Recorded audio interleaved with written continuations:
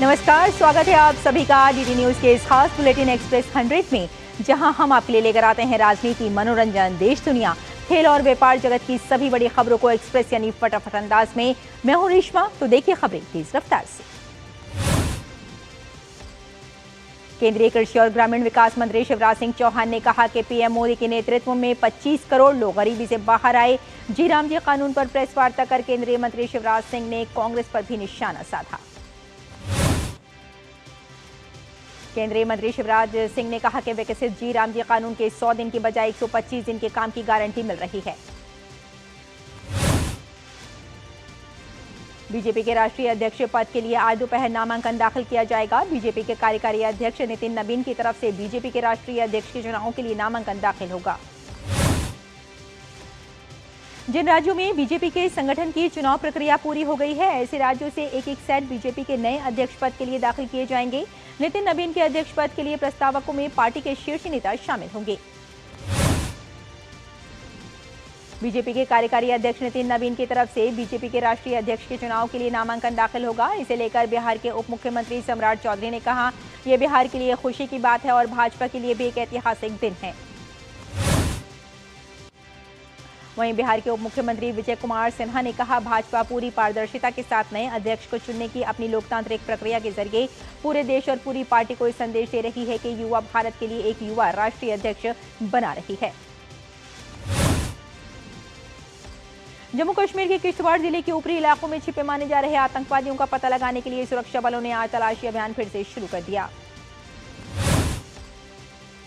अधिकारियों ने बताया कि सेना, पुलिस और अर्धसैनिक बलों की कई टीम ड्रोन और खोजी कुत्तों के साथ इलाके में तलाश अभियान संचालित कर रही हैं और साथ ही बड़ी सुरक्षा घेराबंदी किए हुए हैं ताकि आतंकवादी भाग नहीं सकें। संयुक्त अरब अमीरात के राष्ट्रपति शेख मोहम्मद बिन जायद अल नहयान आज से भारत की आधिकारिक यात्रा पर रहेंगे। वे प्रधानमंत्री नरेंद्र मोदी के निमंत्रण पर भारत आ रहे हैं। यूएई के राष्ट्रपति की इस यात्रा से भारत और यूएई के बीच व्यापक रणनीतिक साझेदारी के लिए नई सीमाएं तय होंगी। ये यात्रा आपसी हित के क्षेत्रीय और वैश्विक मुद्दों पर विचारों के आदान प्रदान को भी मजबूती देगी।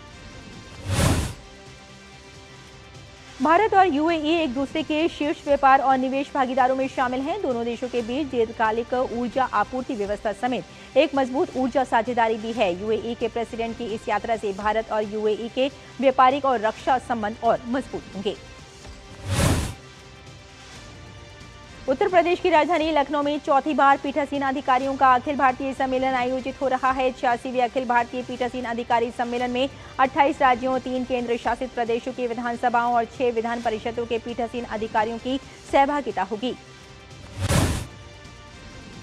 सम्मेलन में लोकतांत्रिक संस्थाओं के सुदृढ़ीकरण पर मंथन होगा। एआईपीओसी के पूर्ण सत्रों में विधायी प्रक्रियाओं में तकनीक, विधायकों की क्षमता निर्माण और विधायिका की जवाबदेही पर भी चर्चा होगी।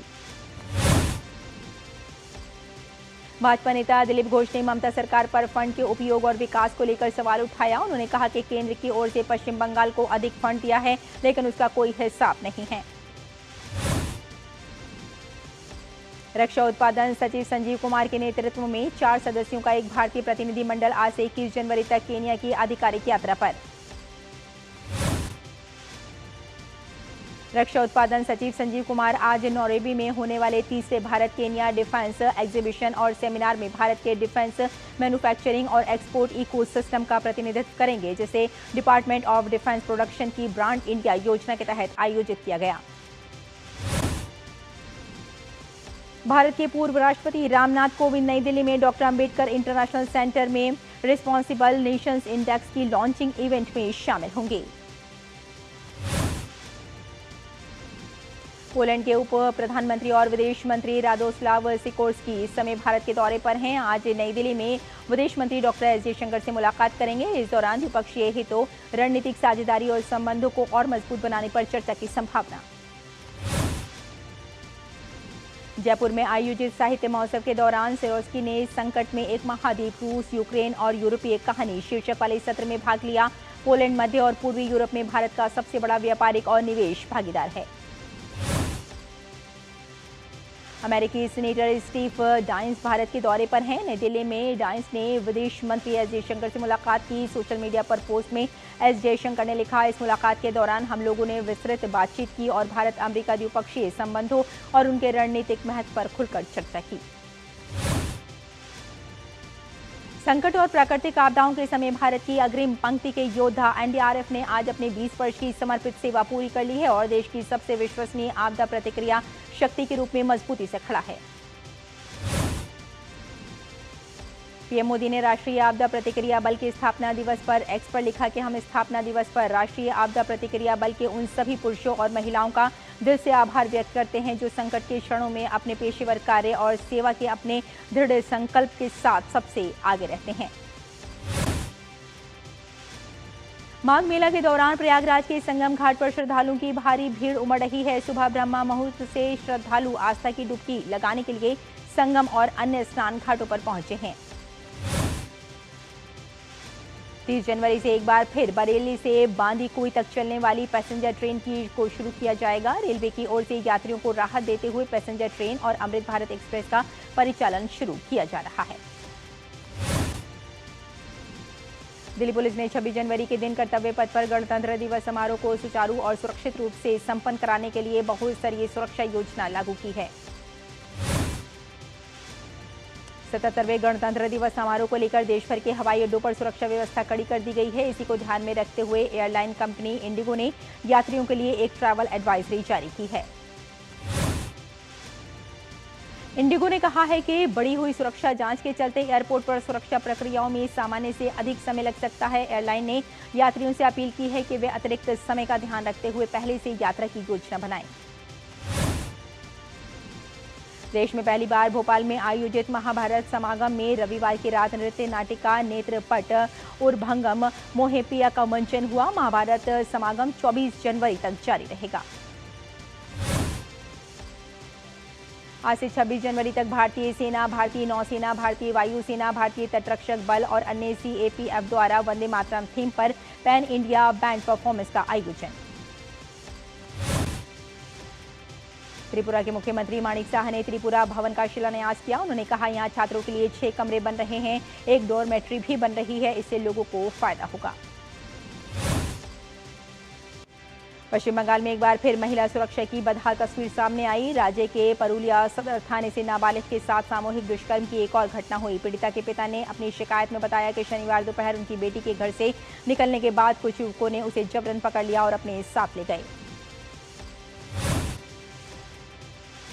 टीवी के प्रमुख और अभिनेता विजय पूछताछ के नई दिल्ली में सीबीआई ऑफिस पहुंचे। तमिलनाडु के करूर में सितंबर 2025 में हुए भगदड़ मामले में सीबीआई ने विजय को दोबारा पूछताछ के लिए समन भेजा था। असम के मुख्यमंत्री डॉक्टर हिमंत बिस्वा शर्मा ने असम पुलिस भर्ती में आयु सीमा बढ़ाने की घोषणा की। अब पुलिस भर्ती के लिए अधिकतम आयु सीमा 25 वर्ष के स्थान पर 26 वर्ष निर्धारित की गई है। तमिलनाडु के तिरुचिरापल्ली जिले के नवलूर कुटपट गांव में जल्लीकट्टू कार्यक्रम चल रहा है, जिसमें 600 बैल और 400 बैल काबू करने वालों ने हिस्सा लिया। छत्तीसगढ़ के बीजापुर जिले में सुरक्षा बलों को बड़ी सफलता मिली है। सुरक्षा बलों के साथ हुई मुठभेड़ में 4 महिलाओं सहित 6 माओवादी मारे गए हैं। कार्रवाई के दौरान 2 AK-47 rifle, 1 INSAS rifle, 2 303 rifle और 6 ग्रेनेड सहित भारी मात्रा में हथियार बरामद किए गए। मुख्यमंत्री विष्णुदेव साय ने माओवादियों से हिंसा छोड़कर मुख्यधारा में लौटने की अपील की। रक्षा मंत्री राजनाथ सिंह ने कहा कि रक्षा विनिर्माण में आत्मनिर्भर बनना भारत का प्रमुख लक्ष्य है। साथ ही उन्होंने कहा कि संयंत्र में विकसित पिनाका मिसाइलों का निर्यात शुरू हो चुका है और कई देशों ने इन्हें खरीदने में रुचि दिखाई है।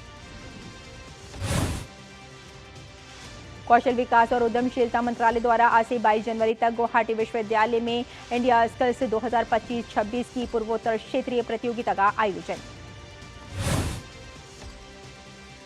भारत सरकार के कौशल विकास एवं उद्यमिता मंत्रालय की ओर से 19 से 20 जनवरी को symbiosis skill and professional university Pune में जन शिक्षण संस्थान क्षेत्रीय सम्मेलन से हितधारक परामर्श और प्रगति समीक्षा कार्यशाला का आयोजन।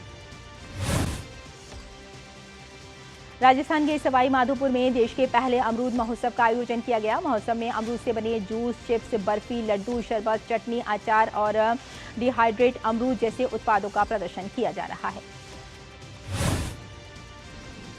पीएम मोदी के प्रगति मंच के माध्यम से हैदराबाद को आधुनिक शहरी परिवहन की नई पहचान देने वाला हैदराबाद मेट्रो रेल प्रोजेक्ट देश के सबसे सफल पब्लिक प्राइवेट पार्टनरशिप मॉडलों में से एक माना जाता है।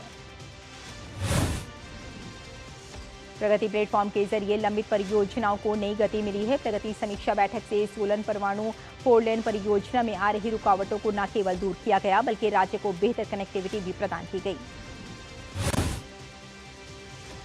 उत्तर प्रदेश के गौतम बुद्ध नगर जिले में सर्दी की वजह से नर्सरी से 12वीं कक्षा तक सभी विद्यालयों के समय में बदलाव किया गया है। जिला अधिकारी के निर्देशानुसार अब सभी बोर्डों से संबद्ध विद्यालय आज से अग्रिम आदेश तक पूर्वाह्न 10 बजे से दोपहर 3 बजे तक संचालित हो रहे हैं।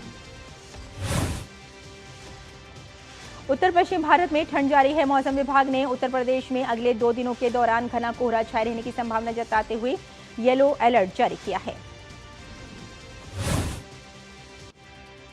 आज सुबह पंजाब, हरियाणा, चंडीगढ़ और बिहार में घना कोहरा छाया रहा। पश्चिमी राजस्थान, उप हिमालयी पश्चिम बंगाल और सिक्किम में भी घना कोहरा छाया रहा।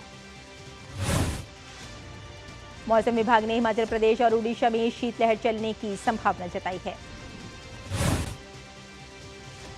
जम्मू कश्मीर, लद्दाख, गिलगित बाल्टिस्तान, मुजफ्फराबाद और हिमाचल प्रदेश के कुछ हिस्सों में हल्की बारिश या हिमपात होने की संभावना है। घरेलू शेयर बाजारों सेंसेक्स और निफ्टी में आज शुरुआती कारोबार में आज लाल निशान पर खुला। बीएसई सेंसेक्स शुरुआती कारोबार में 320.69 अंक टूटकर 83,249.66 अंक पर, जबकि एनएसई निफ्टी 124.60 अंक फिसलकर 25,573.40 अंक पर पहुंच गया। देश में चीनी उत्पादन के मोर्चे पर इस बार रिकॉर्ड बढ़त देखने को मिल रही है। 2025-26 सीजन में 15 जनवरी तक देश का कुल चीनी उत्पादन 22% बढ़कर 159 लाख टन के पार पहुंच गया। इस सीजन में न सिर्फ उत्पादन बढ़ा है बल्कि चीनी मिलों की संख्या में भी इजाफा हुआ है। और यहां रुकते एक छोटे से ब्रेक के लिए जल्द हाजिर होते हैं। आप देखते रहिए डीडी न्यूज। टिंग टिंग, आपके लिए एक फेस्टिवल ऑफर है। क्यूआर कोड स्कैन करो, यूपीआई पिन डालो और 10,000 रुपए आपके बैंक अकाउंट में। पिन डालूंगा तो पैसा खट से आएगा नहीं, झट से कट जाएगा। मैं मूर्ख नहीं हूँ। तालियां। यूपीआई कहता है यूपीआई पिन पैसे भेजने के लिए होता है, पाने के लिए नहीं। इस बात को याद रखें और कहें, मैं मूर्ख नहीं।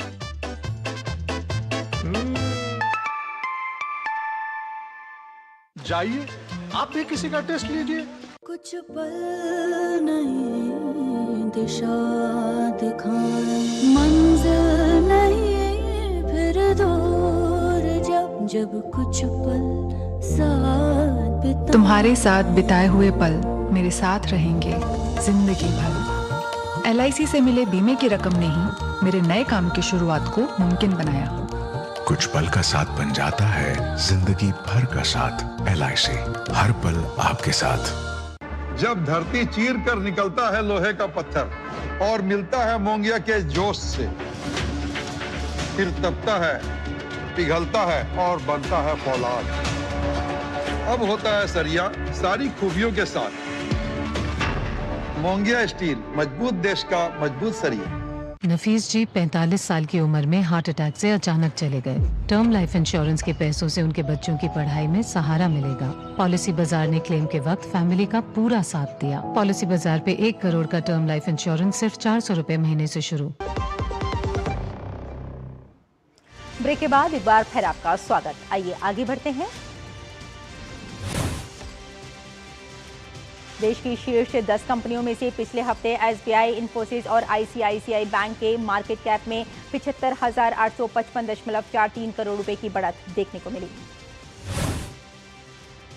इसमें SBI का बाजार पूंजीकरण 39,045.51 करोड़ रुपए बढ़कर 9,062 और 107.27 करोड़ रुपए हो गया। इन्फोसिस का मार्केट कैप बढ़कर 7,01,889.59 करोड़ रुपए हो गया। आईसीआईसीआई बैंक का मार्केट कैप 5,795.33 करोड़ रुपए से बढ़कर 10,09,470.28 करोड़ रुपए हो गया। आज घरेलू बाजार में सोने की कीमतों में जबरदस्त उछाल देखने को मिला। मजबूत वैश्विक संकेतों और बढ़ती मांग के बीच सोना रिकॉर्ड स्तर पर पहुंच गया, जिससे इसकी कीमत बढ़कर 1.44 लाख रुपए प्रति 10 ग्राम के ऐतिहासिक उच्च स्तर पर दर्ज की गई।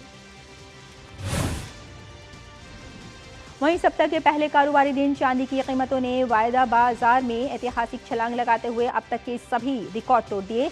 जोरदार तेजी के बीच चांदी पहली बार 3 लाख रुपए के स्तर को पार कर गई।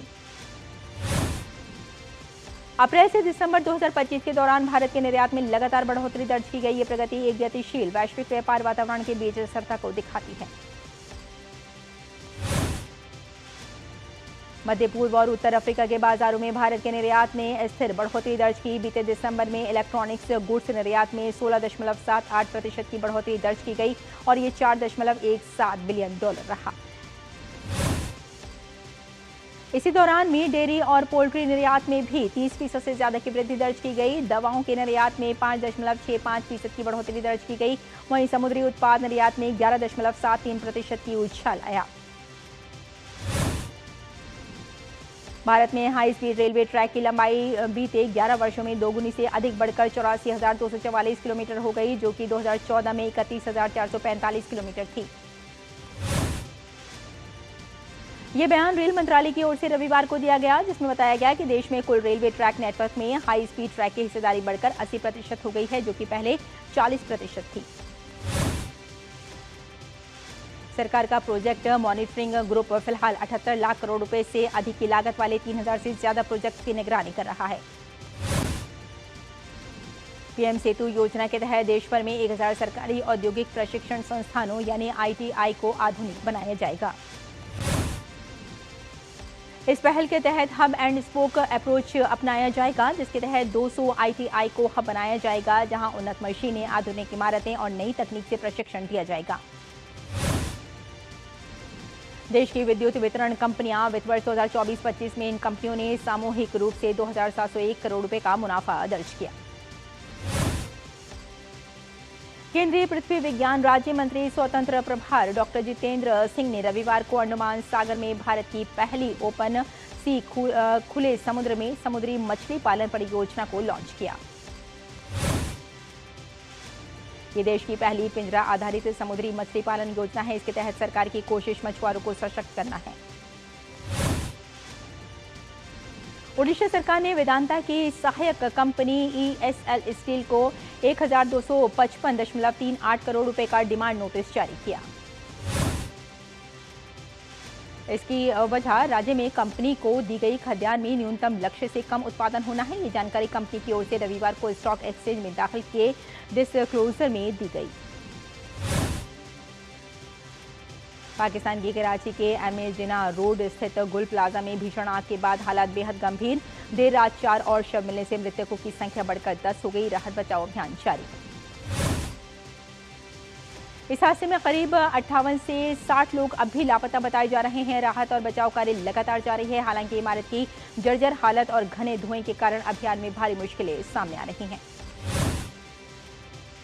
ईरान विरोध प्रदर्शनों के दौरान मृतकों की संख्या लगातार बढ़ती जा रही है। वहीं अमेरिका आधारित एक मानवाधिकार एजेंसी ने रविवार को बताया कि उनके पास ईरान में प्रदर्शन के दौरान 3,919 लोगों के मारे जाने की पुष्टि जानकारी है। युगांडा के राष्ट्रपति योवेरी मुसेवेनी ने 7वीं बार राष्ट्रपति चुनाव में जीत हासिल की। चुनाव आयोग ने बताया कि आखिरी नतीजों के अनुसार लगभग 11.3 मिलियन वैलिड बैलेट में से मुसेवेनी को 7.9 मिलियन से ज्यादा वोट मिले। यूरोपीय संघ ईयू के राजदूतों ने रविवार को ब्रसेल्स में आपात बैठक की, जिसमें अमेरिकी राष्ट्रपति डोनाल्ड ट्रंप की ग्रीनलैंड को लेकर टैरिफ धमकियों पर चर्चा हुई। अमेरिकी राष्ट्रपति डोनाल्ड ट्रंप ने रविवार को बोर्ड ऑफ पीस की घोषणा की है, जिसका उद्देश्य गाजा संघर्ष से शुरुआत करके दुनिया भर के अन्य संघर्षों को हल करना है। बोर्ड की अध्यक्षता राष्ट्रपति डोनाल्ड ट्रंप स्वयं करेंगे। सीरियाई सरकार और अमेरिका समर्थित सीरियन डेमोक्रेटिक फोर्सेस ने रविवार को कई दिनों की लड़ाई के बाद सभी मोर्चों पर पूरी तरह से सीज फायर पर सहमति जताई। सीरियाई राष्ट्रपति अहमद अल शरा ने दमिश्क में इस समझौते पर हस्ताक्षर करते हुए कहा कि सभी पक्षों को शांत और शांतिपूर्ण रहने की सलाह दी जाती है। चिली के मध्य और दक्षिणी हिस्सों में भड़की भीषण जंगल की आग ने भारी तबाही मचाई। आग की चपेट में आकर अब तक कम से कम 18 लोगों की मौत हो चुकी है, जबकि 20,000 से अधिक लोगों को घर छोड़कर सुरक्षित स्थानों पर पहुंचाया गया। हालात की गंभीरता को देखते हुए राष्ट्रपति गैब्रियल बोरिक ने दक्षिणी चिली के बायोबियो और नुवल क्षेत्रों में आपदा की स्थिति घोषित कर दी है। दक्षिणी स्पेन में रविवार को भीषण रेल हादसा हुआ। यहां 2 हाई स्पीड ट्रेन पटरी से उतर गई। हादसा एडम यूज के पास हुआ, जो कार्डोबा के पास है। इस हादसे में 21 लोग मारे गए, जबकि कई लोग घायल हो गए। इस दर्दनाक ट्रेन हादसे के बाद स्पेन के प्रधानमंत्री पेड्रो सांचेज ने दुख जताया। उन्होंने सोशल मीडिया प्लेटफॉर्म पर पोस्ट करके लिखा, गहरे दुख की रात। मध्य अमेरिकी देश ग्वाटेमाला में गृह हिंसा के बाद राजधानी और आसपास तनाव, जेलों में कैदियों के विद्रोह व नियंत्रण के बीच पुलिस पर हमलों में 7 अधिकारियों की मौत हो गई। हिंसा उस समय भड़की जब पुलिस ने एस्कोइंटला स्थित रेनोवेसियोन जिले में जेल में कार्रवाई कर बंधक बनाए गए जेल कर्मियों को मुक्त कराया। हमलों के बीच पुलिस ने 7 आरोपियों को गिरफ्तार कर हथियार और वाहन जब्त किए। पुर्तगाल में राष्ट्रपति चुनाव के पहले चरण के नतीजों में पूरे यूरोप को चौंका दिया है। 98% वोटों की गिनती के बाद सोशलिस्ट पार्टी के एंटोनियो जोस सेगुरो 30.6% मतों के साथ सबसे आगे रहे। न्यूजीलैंड ने इतिहास रचते हुए भारत में पहली बार वनडे सीरीज जीती। इंदौर में खेले गए तीसरे वनडे मैच में न्यूजीलैंड ने भारत को 41 रन से हराया। न्यूजीलैंड के 338 रन के लक्ष्य के जवाब में भारतीय टीम 46 ओवर में 296 रन पर ऑल आउट रही। विराट कोहली ने 108 बॉल पर 124 रन की शतकीय पारी खेली, लेकिन टीम को जीत नहीं दिला सकी। न्यूजीलैंड की ओर से डैरिल मिचेल ने 137 और ग्लेन फिलिप्स ने 106 रनों की शतकीय पारी के लिए शतक बनाने वाले Daryl Mitchell player of the match और सीरीज चुने गए। कप्तान शुभमन गिल ने न्यूजीलैंड से वनडे सीरीज गंवाने के बाद कहा कि विराट कोहली की शानदार फॉर्म और हर्षित राणा का ऑलराउंड प्रदर्शन सकारात्मक पहलू है, लेकिन भारतीय टीम में काफी क्षेत्रों में सुधार की जरूरत है। विदर्भ ने अथर्व ताइडे के शानदार शतक और अनुशासित गेंदबाजी की बदौलत सौराष्ट्र को 38 रन से हराकर पहली बार विजय हजारे ट्रॉफी का खिताब जीता। विदर्भ के 317 रन के विशाल स्कोर के जवाब में सौराष्ट्र की टीम 48.5 ओवर में 279 रन पर ऑल आउट हो गई। महिला प्रीमियर लीग का 12वां मुकाबला आज रॉयल चैलेंजर्स बेंगलुरु और गुजरात जायंट्स के बीच खेला जाएगा। ये मैच वडोदरा के कोटांबी स्टेडियम में शाम 7:30 बजे से शुरू होगा। महिला प्रीमियर लीग के बचे हुए सभी 11 मैच अब वडोदरा में ही खेले जाएंगे। इस सीजन में दोनों टीमें दूसरी बार आमने सामने होंगी। आरसीबी 8 अंकों के साथ पॉइंट्स टेबल में टॉप पर है। नीदरलैंड में टाटा स्टील मास्टर्स शतरंज प्रतियोगिता में अर्जुन एरिगैसी ने भारत के ही आर प्रज्ञानंदा को हराकर अपने अभियान की शानदार शुरुआत की। टाटा स्टील मास्टर्स शतरंज प्रतियोगिता में विश्व चैंपियन डी गुकेश ने पहले दौर में उज्बेकिस्तान के विश्व कप विजेता जावोखिर संदारोव के खिलाफ कड़े मुकाबले में ड्रॉ खेला। दिल्ली के doctor Karni Singh shooting range में आज से निशानेबाजी के नेशनल सिलेक्शन ट्रायल्स शुरू होंगे। 25 तारीख तक चलने वाले इस ट्रायल में देश के शीर्ष राइफल और पिस्टल निशानेबाज शामिल होंगे। नेशनल सिलेक्शन ट्रायल्स में विश्व चैंपियनशिप रजत पदक विजेता अनीश भानवाला, मौजूदा विश्व चैंपियन सम्राट राणा, ओलंपिक पदक विजेता मनु भाकर और उनके साथी स्वप्निल कुसाले और सर्वजोत सिंह शामिल होंगे। दुनिया के नंबर 1 टेनिस खिलाड़ी कार्लोस अलकराज ने ऑस्ट्रेलियन ओपन में अपने अभियान की शानदार शुरुआत करते हुए पहले दौर में ऑस्ट्रेलिया के एडम वॉल्टन को 6-3, 7-6, 6-2 से शिकस्त दी। ऑस्ट्रेलियन ओपन की महिला सिंगल में विश्व की नंबर 1 खिलाड़ी आर्यना सवालेंका ने ऑस्ट्रेलियन ओपन में जीत के साथ अपने अभियान की शुरुआत की। सवालेंका ने फ्रांस की वाइल्ड कार्ड खिलाड़ी त्यात्सो को 6-4, 6-1 से हराया। अफ्रीका कप ऑफ नेशंस के फाइनल में सेनेगल ने मोरक्को को हराकर खिताब अपने नाम किया। सेनेगल ने मेजबान मोरक्को को रोमांचक मुकाबले में 1-0 से हराया। पापे गुइया के गोल ने सेनेगल को एक खिताबी जीत दिलाई। सेनेगल की टीम ने दूसरी बार अफ्रीका कप ऑफ नेशंस का खिताब जीता। इससे पहले सेनेगल ने 2012 में पहली बार खिताब अपने नाम किया था। तो एक्सप्रेस न्यूज में फिलहाल इतना ही। हमें यही इजाजत दें। नमस्कार।